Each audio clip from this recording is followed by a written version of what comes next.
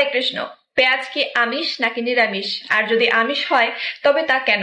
সনাতন ধর্মীয় বিধান যারা মেনে চলে তারা দেখবেন অনেকেই পেঁয়াজ রসুন আহার করে না, তারা প্রসাদ ভোজী কিংবা নিরামিষ ভোজী। কিন্তু পেঁয়াজ রসুন তো উদ্ভিদ, তবে কেন তারা পেঁয়াজ রসুন আহার করে না? আচ্ছা ঠিক আছে, মাছ মাংস খেলে না হয় নৃশংসতা হয়, কিন্তু পেঁয়াজ রসুন খাওয়ার সাথে তো নৃশংসতার কিছু নেই। তবে কেন তারা পেঁয়াজ রসুন খায় না, এরকম অনেকেই এ বিষয়ে সংশয় পোষণ করেন। আর আপনাদের এই সংশয় নিরসনের জন্যই আজকের এই ভিডিওটি। শ্রীমদ্ ভগবদ গীতায় ভগবান শ্রীকৃষ্ণ বলেছেন, কুটুম লবণা তুষ্ণ তীক্ষ্ণ রুক্ষ বিদাহিনা আহারা রাজশ্রেষ্ঠা দুঃখ শোক মায়া প্রদাহ। অর্থাৎ যে সমস্ত আহার অতি তিক্ত, অতি অম্ল, অতি লবণাক্ত, অতি উষ্ণ, অতি তীক্ষ্ণ, অতি সূক্ষ্ম, অতি প্রদাহকর এবং দুঃখ, শোক এবং রোগপ্রদ, সেগুলো রাজসিক ব্যক্তিদের প্রিয়। পেঁয়াজ রসুন কিন্তু এই ধরনের খাদ্যের অন্তর্ভুক্ত।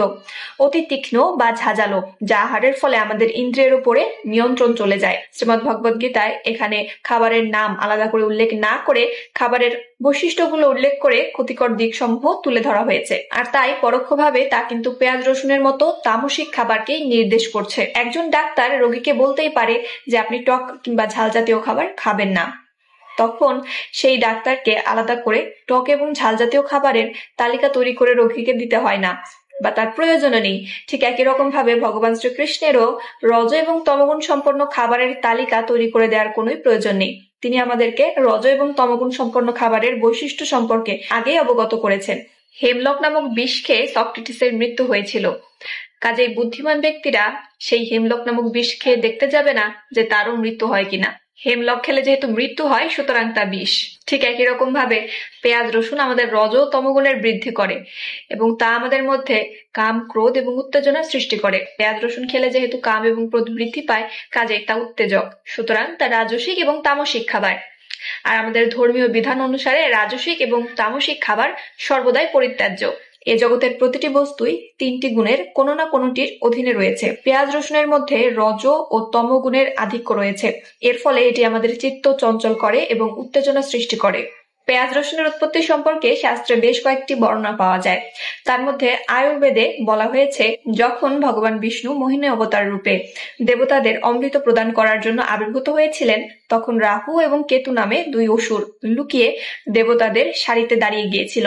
যখন চন্দ্র এবং সূর্যদেব এসে খবর দিলেন যে রাহু অমৃত আহার করে ফেলেছে, তৎক্ষণাৎ ভগবান দুই অসুরের মস্তক ছেদন করেন। ততক্ষণেও অমৃত তাদের গলা দিয়ে পাকস্থলিতে প্রবেশ করেনি, তখনও অমৃত তার মুখে বর্তমান ছিল। ভগবানের সুদর্শন চক্র প্রয়োগের পর গলার থেকে অমৃত ভূমিতে পতিত হয়, আর ভূমিতে পড়ার পরে সেই অমৃত বিন্দু পেঁয়াজ রসুনের সৃষ্টি করে।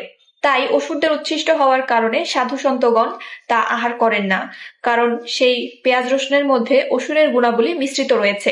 আবার যেহেতু অমৃত বিন্দু থেকে পেঁয়াজ এবং রসুন উদ্ভিদের জন্ম, তাই এর মধ্যে কিছু ভেষজ গুণাবলীও বর্তমান আছে, যা বিভিন্ন রোগ নিরাময়ের কাজে লাগে।